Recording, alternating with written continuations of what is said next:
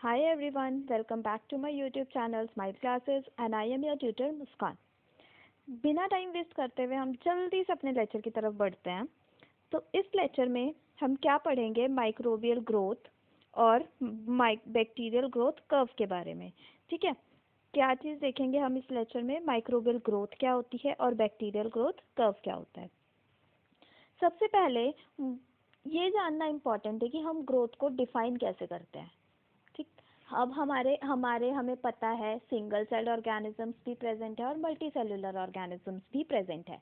Multi cellular organisms में growth देखना बहुत इजी होता है। क्यों? हम ग्रोथ को मल्टी सेलुलर ऑर्गेनिजम्स में कैसे डिफाइन करते हैं, उसके साइज में इंक्रीमेंट होने से और उसके सेल कॉन्स्टिट्यूएंट्स में इंक्रीमेंट होने से। हमें पता चल जाता है कि अगर उसका साइज बढ़ रहा है, उसके सेल कॉन्स्टिट्यूएंट्स इंक्रीज हो रहे हैं, तो हमें पता चल जाता है कि हाँ, एक मल्टी सेलुलर ऑर्गेनिज्म में ग्रोथ हो रही है। ठीक, बट अगर हम प्रोकैरियोट्स की बात करें, सिंगल सेल्ड ऑर्गेनिज्म की, जैसे बैक्टीरिया, उसकी कैसे ग्रोथ होती है। बैक्टीरिया में क्या होता है, उसका साइज जरूर इंक्रीज होता है, पर हम उस इंक्रीज इन साइज को ग्रोथ नहीं कहते। ठीक है, बैक्टीरिया में, प्रोकैरियोट्स में क्या होता है कि ग्रोथ को हम कैसे डिफाइन करते हैं, उसके सेल नंबर के इंक्रीमेंट से। उसके सेल कितने इंक्रीज हो रहे हैं, कितने टाइम में कितने सेल्स इंक्रीज हो रहे हैं, उस चीज को हम क्या बोलते हैं कि हाँ, बैक्टीरिया कितने टाइम में कितनी ग्रोथ कर रहा है। ठीक है, नंबर, सिंपल सा ध्यान दो, number of increase in number of cells क्या है, बैक्टीरियल ग्रोथ है। नंबर ऑफ सेल्स का इंक्रीज होना बैक्टीरियल ग्रोथ को डिफाइन करता है। देखो, जो मैंने बताया वही चीज यहाँ पे भी लिखी है। Growth in all organisms is measured bye an increase in their size और इंक्रीज इन सेल कॉन्स्टिट्यूएंट। और सभी ऑर्गेनिजम्स में हम ग्रोथ को, मल्टी सेलुलर ऑर्गेनिजम्स में हम ग्रोथ को कैसे मेजर करते हैं, उसके साइज में और उसके सेल कॉन्स्टिट्यूएंट में इंक्रीज होने से। पर बैक्टीरिया में क्या होता है, growth is measured by increase in the microbial cell in a population. Microbial cell population में कितनी इंक्रीज हो रही है, वो चीज हमें क्या बताती है, बैक्टीरिया की ग्रोथ बताती है। बैक्टीरियल ग्रोथ कर्व क्या होता है, अब देखते हैं, अब बात करते हैं बैक्टीरियल ग्रोथ कर्व की। When a broth culture is inoculated with a bacterial inoculum, the population size of bacteria increases, showing a classical pattern. जब हम कोई ब्रॉथ कल्चर को इनोक्यूलेट करवाते हैं with the help of bacterial inoculum की help से, तो जो पॉपुलेशन साइज है बैक्टीरिया का वो इंक्रीज होता है। ऑब्वियसली साइज इंक्रीज होगा क्योंकि सेल्स मल्टीप्लाई करेंगी, सेल नंबर इंक्रीज होगा, तो पॉपुलेशन साइज क्या होगा, वो भी इंक्रीज होगा। जब वो पॉपुलेशन साइज इंक्रीज होता है तो वो एक क्लासिकल पैटर्न में इंक्रीज होता है, मतलब एक क्लासिकल पैटर्न शो करता है। When plotted a graph is when plotted graph is distinct curve is obtained when plotted in graph distinct curve is obtained, referred to as the bacterial growth curve. जब हम उसको graph पे plot करते हैं तो distinct curves देखने को मिलता है, हमें डिफरेंट डिफरेंट कर्व्स आते हैं, उसी को हम बैक्टीरियल ग्रोथ कर्व बोलते हैं। देखो कैसे, ये रहा एक सिंपल सा डायग्राम है ये बैक्टीरियल ग्रोथ कर्व का। ये देखो हमने ऑब्टेन किया हुआ है, किस तरह से ग्राफ जा रहा है, किस तरह से पूरा ग्राफ है, कितने सारे कर्व्स हैं इसमें।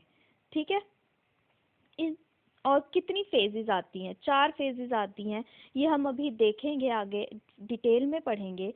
उससे पहले एक चीज़ इम्पॉर्टेंट होती है, हमें कैसे पता चलेगा, हम कैसे इस ग्राफ को ऑब्टेन करेंगे। हमें पता भी तो होना चाहिए कि बैक्टीरियल ग्रोथ कर्व को ऑब्टेन कैसे करें। तो अब देखते हैं methods for obtaining growth curve. अब हम growth curve, bacterial growth curve को कैसे ऑब्टेन करेंगे, उसके मेथड्स देखते हैं। A population growth curve for any particular species of bacterium. एक चीज, फर्स्ट ऑफ ऑल यहाँ ध्यान दो, ये क्या लिखा है, बैक्टीरियम। बैक्टीरियम मतलब होता है सिंगल बैक्टीरिया, एक सिंगल बैक्टीरिया। जो ये बैक्टीरियम वर्ड है, ये कैसा वर्ड है, ये सिंगुलर वर्ड है। ठीक है, और अगर हम नंबर ऑफ बैक्टीरिया की बात करते हैं, नंबर ऑफ सेल्स की बात करते हैं, बहुत सारी सेल्स है बैक्टीरिया, बहुत सारे बैक्टीरिया हैं, तब हम बैक्टीरिया वर्ड यूज करते हैं, बैक्टीरिया ना कि बैक्टीरियाज। ठीक, तो इस चीज को माइंड में रखना। A population growth curve for any particular species of bacterium may be determined by growing a pure culture of organism in a liquid medium at constant temperature. अगर हमें पॉपुलेशन किसी भी बैक्टीरियम की स्पीशीज का अगर हम ग्रोथ कर्व ऑब्टेन करना चाहते हैं तो हम सबसे पहले क्या करेंगे, उस बैक्टीरियम की स्पीशीज का एक प्योर कल्चर लिक्विड मीडियम में ग्रो करवाएंगे कांस्टेंट टेम्परेचर पर। किस पर? कांस्टेंट टेम्परेचर पर। फिर नेक्स्ट पॉइंट आता है, samples of culture are collected at fixed intervals and number of viable micro organisms is determined. फिर हम क्या करते हैं, अब हमने ग्रो करवा लिया, कुछ टाइम बाद हम उसमें से सैंपल्स कलेक्ट करना शुरू करते हैं। और सैंपल्स भी हम ऐसे नहीं कि 5 मिनट बाद पहला सैंपल ले लिया या 10 मिनट बाद दूसरा सैंपल ले लिया, नहीं, फिक्स्ड इंटरवल्स पर। फिक्स्ड इंटरवल, सपोज हमने 30 मिनट्स का टाइम दिया है कि 30 मिनट्स बाद हम फर्स्ट सैंपल कलेक्ट कर रहे हैं, तो सेकंड सैंपल भी हम 30 मिनट बाद ही कलेक्ट करेंगे, ठीक। और फिर उसमें हम क्या देखेंगे, number of viable micro organisms. Viable micro organisms मतलब number of living micro organisms, मतलब लिविंग सेल्स कितनी है उस कल्चर में, ठीक। फिर नेक्स्ट पॉइंट आता है, the data are then plotted on a logarithmic graph. फिर हम उस डाटा को, जो भी डाटा, सपोज हमने 4 सैंपल्स कलेक्ट कर लिए, फिर उसके बाद जो भी हमारे पास डाटा आता है हम उसको एक ग्राफ पे प्लॉट करते हैं। The logarithm of the number of per millilitre of medium is plotted against time.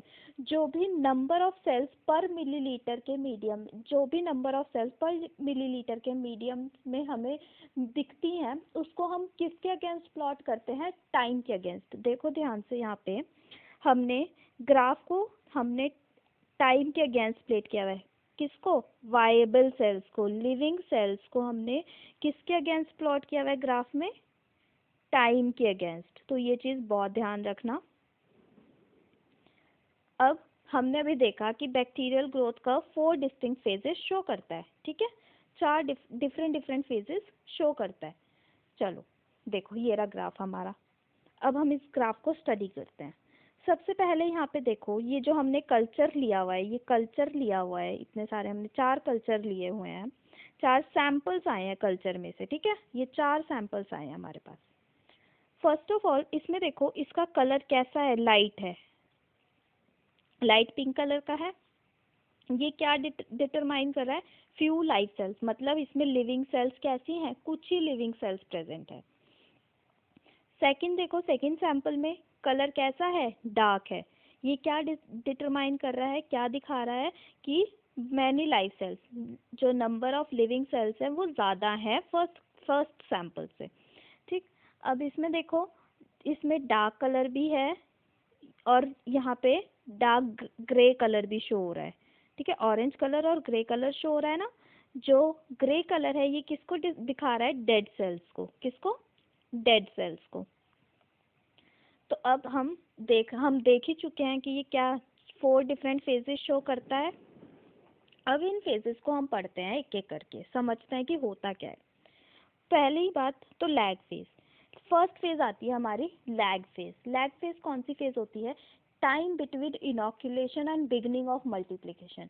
Inoculation से लेकर मल्टीप्लिकेशन की बिगनिंग तक, ठीक है, जो टाइम आता है इनॉक्यूलेशन से लेके मल्टीप्लिकेशन की बिगनिंग तक, मल्टीप्लिकेशन की बिगनिंग तक, मतलब ये वाला टाइम, ठीक है, ये वाला टाइम क्या होता है? Lag phase.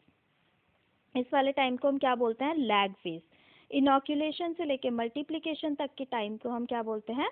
Lag phase. अब इस फेज में होता क्या है, जो बैक्टीरिया होता है वो अपने आप को उस एनवायरनमेंट के, उस कल्चरल एनवायरनमेंट के अकॉर्डिंग अडेप्ट करता है, ठीक है। कैसे? अब हमें न्यू बैक्टीरिया है भाई, अगर हम कहीं चले जाते हैं तो हमें भी तो उस वहाँ के एनवायरनमेंट के अकॉर्डिंग खुद को ढालना पड़ता है ना।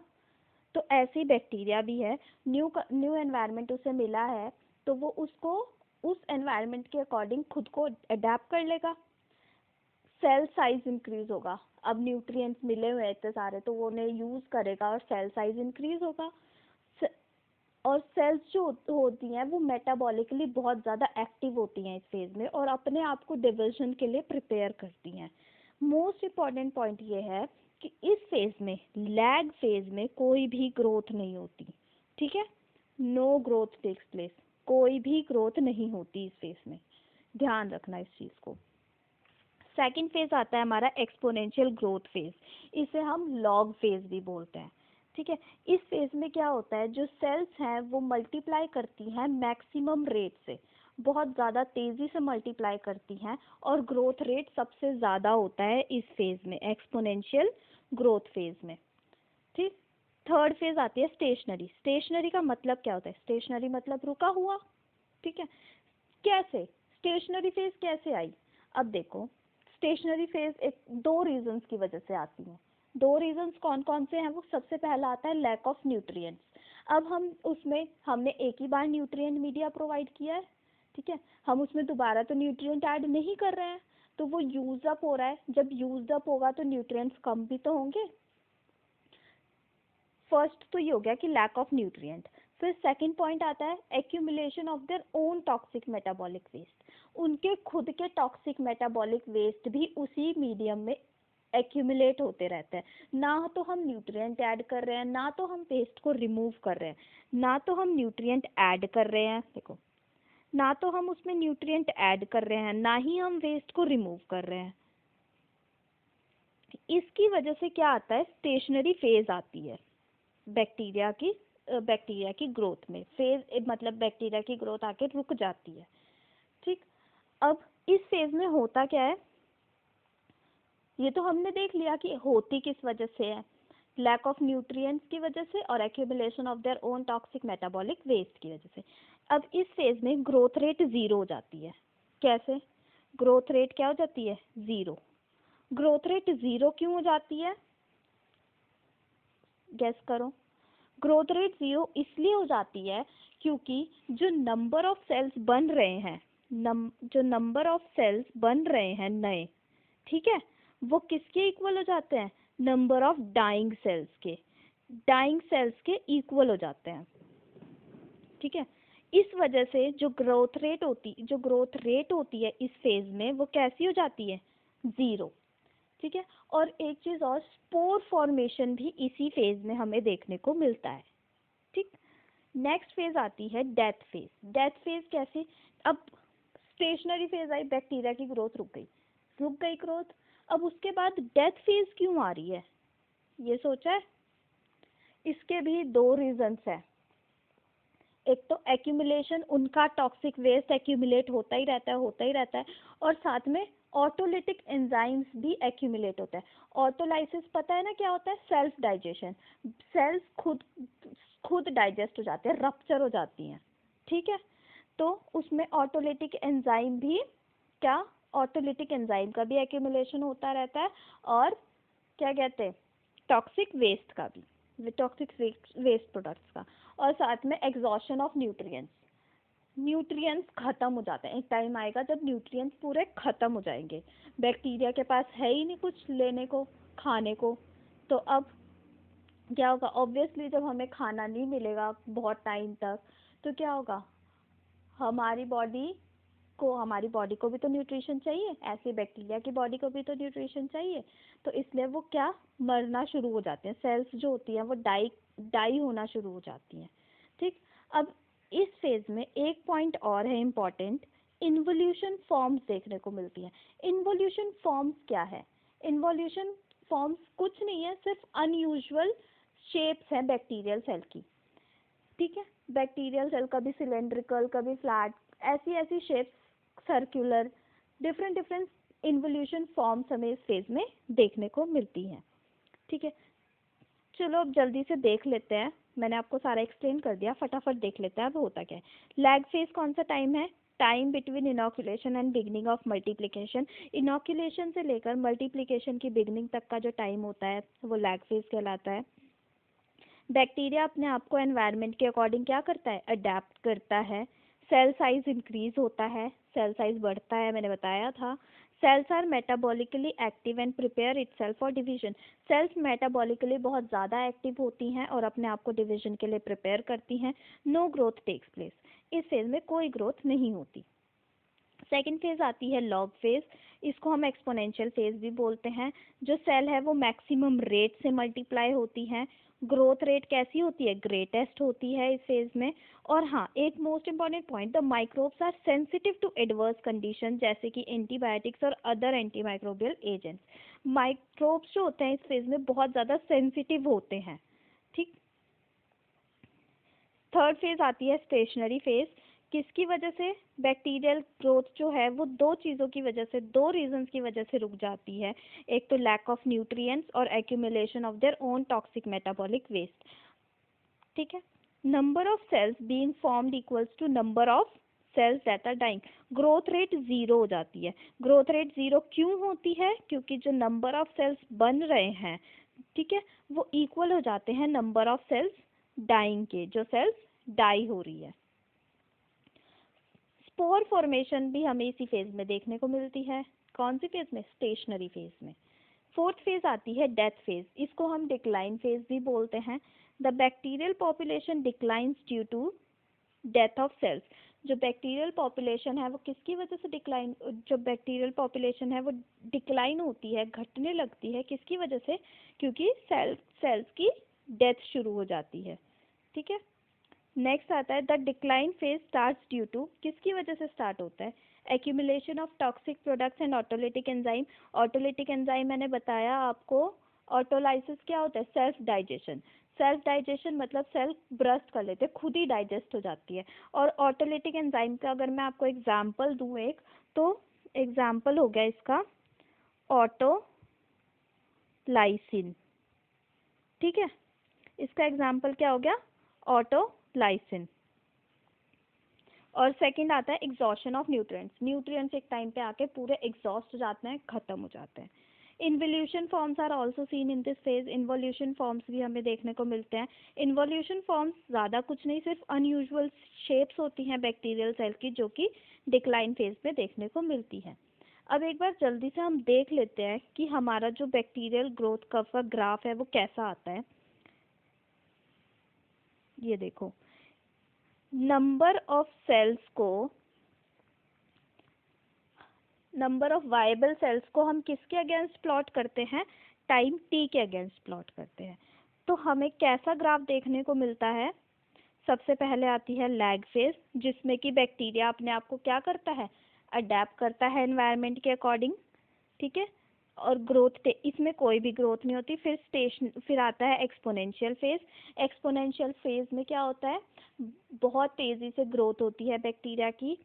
फिर स्टेशनरी फेज आता है, क्योंकि न्यूट्रिएंट्स खत्म हो, न्यूट्रिएंट्स एग्जॉस्ट होने की वजह से और उनके खुद के टॉक्सिक मेटाबॉलिक वेस्ट का एक्यूमुलेशन होने की वजह से जो बैक्टीरियल ग्रोथ है वो रुक जाती है। ठीक है। और इस फेज में जो नंबर ऑफ सेल्स मर रही हैं वो number of cells being formed के इक्वल हो जाती हैं। फिर आती है हमारी डेथ फेज और डिक्लाइन फेज। ये फेज भी एग्जॉशन ऑफ न्यूट्रिएंट्स। इस फेज में आके जो इस फेज में आके देखो, इस फेज में आके जो न्यूट्रिएंट्स हैं वो क्या हो जाते हैं, एग्जॉस्ट हो जाते हैं। इस फेज में आके जो न्यूट्रिएंट्स हैं वो एग्जॉस्ट हो जाते हैं और क्या होता है, एक्यूमुलेशन हो जाता है उनके खुद के टॉक्सिक वेस्ट प्रोडक्ट्स का और ऑटोलिटिक एंजाइम्स का, जिसकी वजह से जो सेल्स हैं वो डाई होना शुरू हो जाती हैं। आई होप आपको मेरी वीडियो हेल्पफुल लगी होगी। Thanks for watching. और हाँ, प्लीज़ प्लीज़ प्लीज़, अगर आपको मेरी वीडियो सच में हेल्पफुल लगे तो प्लीज़ एक लाइक करके तो ज़रूर जाना। Bye bye.